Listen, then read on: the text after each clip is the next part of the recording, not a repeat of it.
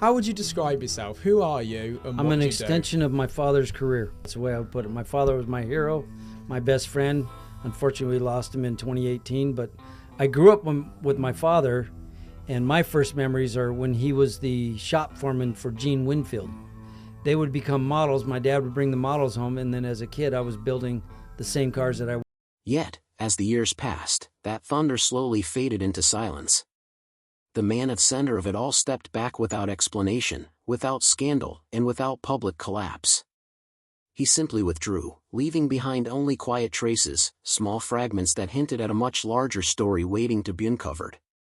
Every legacy begins insolence, not with applause, not with flashing lights, but in the stillness where a child observes, listens, and learns. From that silence, they slowly grow into the person they were always meant to become. In his case, there was no early spotlight, no headlines marking his presence.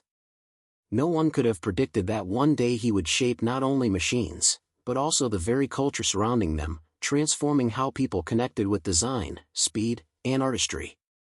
This story is not just one-off fame or achievement. It is a narrative of resilience born in the shadows, of quiet battles fought behind closed doors, and of the heavy cost that comes with carrying both inspiration and loss. Behind the polished steel and shining awards, behind the admiration of fans and peers lies a trail of unseen sacrifices, family burdens carried insolence, private tragedies unspoken, and the weight of expectations that were never put into words. In many ways, the journey is both familiar and extraordinary. It mirrors the path of countless dreamers who stumble, fall, and rise again. Yet, it also stands apart because of the choices made along the way, the silent conflicts endured, and the refusal to let failure mark the end. His story is not just the journey of a man. It is the journey of determination itself, a demonstration of how one life can shape an entire craft and how sometimes silence speaks louder than words ever could. He was born into a world where machines were not merely tools. They were extensions of creativity, physical symbols of progress and imagination. His father was a craftsman of rare talent. A man who carried the deep knowledge of fabrication, design, and precision in his very hands. The workshop was more than a workplace. It was a stage where sparks lit the air, where the smell of paint lingered, and where ideas were brought to life in metal. In Chrome, from the earliest days of childhood, weekends meant something different for him. While other children played outdoors, his playground was the shop floor. Instead of swings and slides, his world was filled with tools, frames, and half-finished projects. He watched his father's hands at work, absorbing lessons without words, lessons about patience, balance, and the delicate relationship between design and function. By the time most children were still fumbling with toys, he was already holding real tools with purpose, learning responsibility step by step. At just 7 years old, was trusted with his first small responsibilities, tasks that might have seemed simple to others, but were in truth the foundation of discipline. He didn't work for praise, he worked for wages. 17 cents an hour may have been a symbolic amount, but it instilled in him a deep respect for labor. By the age of 12, his skills had already surpassed those of many adults. That year he completed his first real paint job on a Porsche 356. It wasn't a child's sketch or a playful experiment. It was a professional task entrusted to him because his family recognized that he carried a natural fluency with machines and artistry. But no childhood story is without shadows. Among his siblings was a sister, vibrant, full of spirit yet fragile. She was born with a condition that aged her before her time. Her laughter, though bright, always carried with it the quiet knowledge that her life would be short when she passed away at just 16. The household fell into a silence deeper than any before. He rarely spoke about the loss because words were unnecessary. Instead, grief reshaped him from within, teaching him how brief life could be and impressing on him the urgency to create before everything slipped away. Years later, whispers suggested that many of his designs carried hidden tributes to her.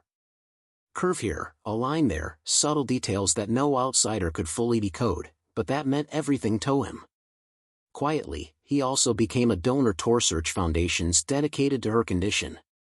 His support was not for recognition, but for remembrance. Even in grief, life kept moving. He finished school and reached his first great crossroad. What path to take? He could have chosen to walk away from engines and steel entirely. But destiny had already been forged in the heat of his father's workshop 1982 despite limited resources. He enrolled at the prestigious Art Center College of Design. For him, this was more than school. It was a gateway into the world of industrial design at its highest level. It was the chance to prove that imagination could be turned into form, but dreams always demand payment. 2 years into the program, financial pressure forced him to leave.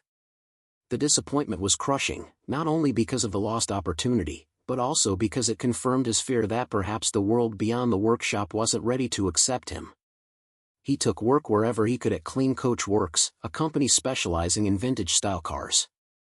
He found tasks to keep his hands occupied, though his ambitions starved. He painted, repaired, and supported projects, but none of it felt like creation. Outside of steady work, he survived through freelance illustration jobs, small restoration gigs, and occasional commissions.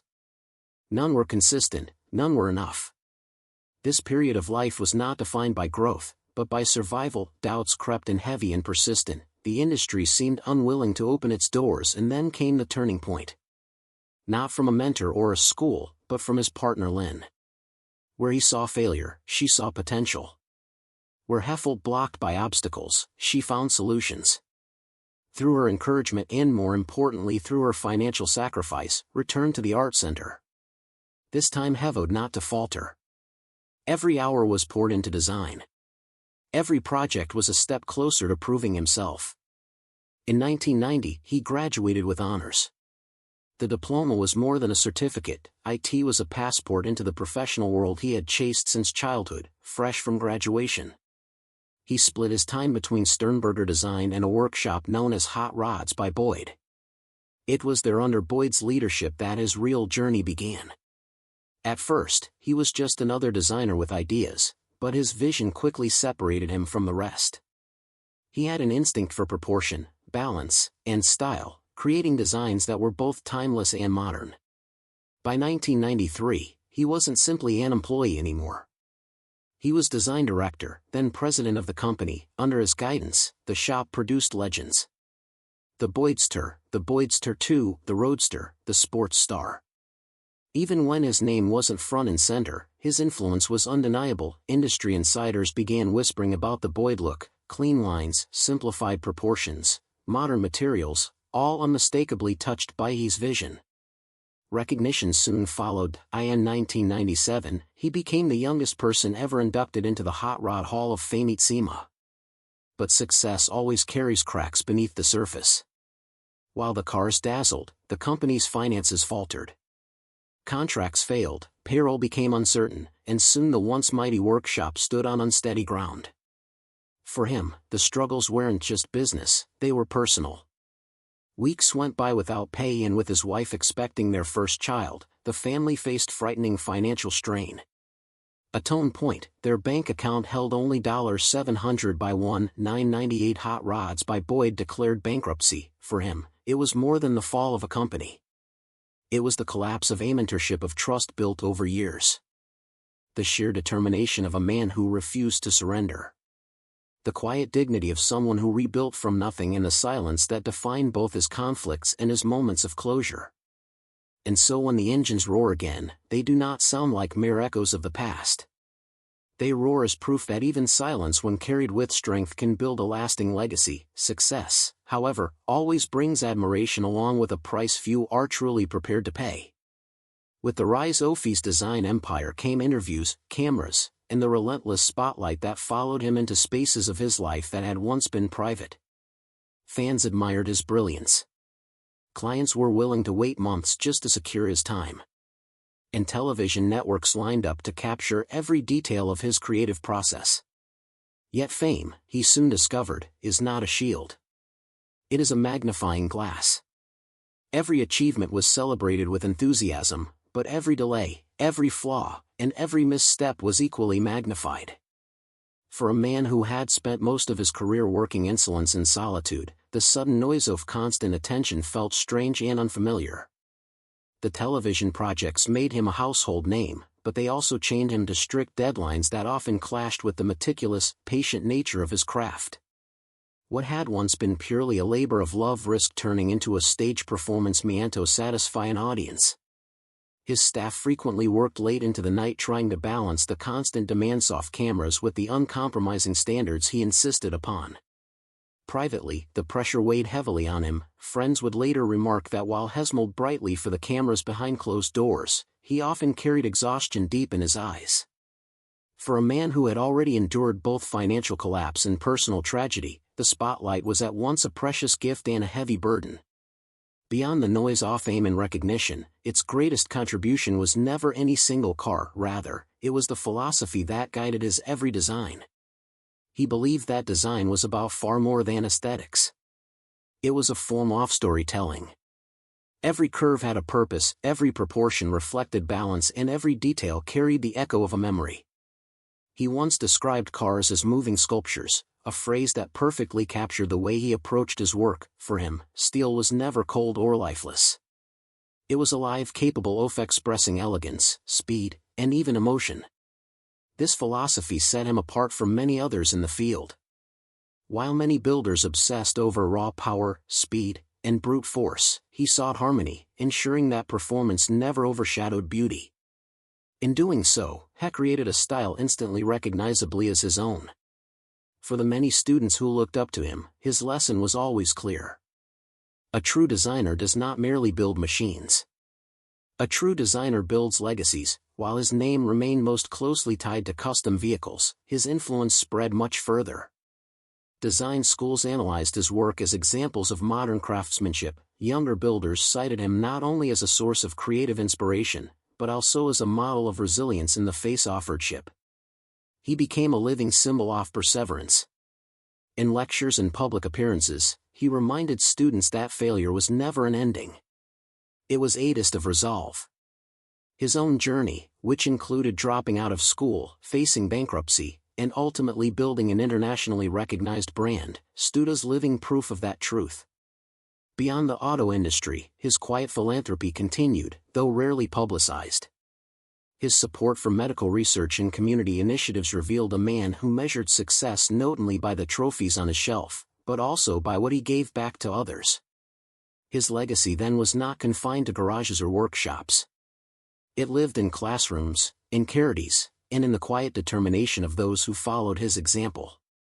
No journey, he often reminded others, is built alone. Behind every breakthrough lies the influence of mentors, those who guide, inspire, and sometimes challenge us in ways we never forget. For him, the advice and encouragement of veterans in the industry offered a compass during his uncertain early years. When Alex Tremulous, the legendary designer with roots at Tucker, crossed paths with him, the meeting was more than casual, recognizing the young man a spark, a hunger to create. His encouragement became a crucial factor in pursuing formal education at the Art Center College of Design. Later at Hot Rods by Boyd, mentorship took on an entirely different form. Boyd Codington was not merely a boss. He was both teacher and rival. Their collaboration produced vehicles that defined an entire era of custom design. Yet the very same relationship that built his career also tested it. The silence that eventually grew between them was not born of disrespect, but rather of the unspoken complexities that can form between mentor and protege. Mentors, after all, leave lessons in two ways, through guidance and through absence. Both shaped him equally, teaching him not only what to build, but also how to stand tall when the support was gone. Behind the success, cameras and engines lay the quieter story of personal sacrifice. His wife Lynn was more than just a partner. When he struggled financially, it was her unwavering belief and even her financial support that kept his education alive. Later, as his design business demanded long hours and an almost unrelenting focus, it was her patience that kept their family from unraveling. Raising children while building a global reputation was no simple task. Friends recalled nights when he worked well past midnight, endlessly sketching, revising, and perfecting designs. While precious family moments slipped quietly by, though he provided for a better future, the cost was often measured in time lost. He rarely spoke publicly about these sacrifices, but those closest to him knew the weight he carried to the world. He was a visionary designer. A foam, he was simply a husband and father, struggling to balance the demands of duty and passion. Many ways, this very tension defined him just as Mick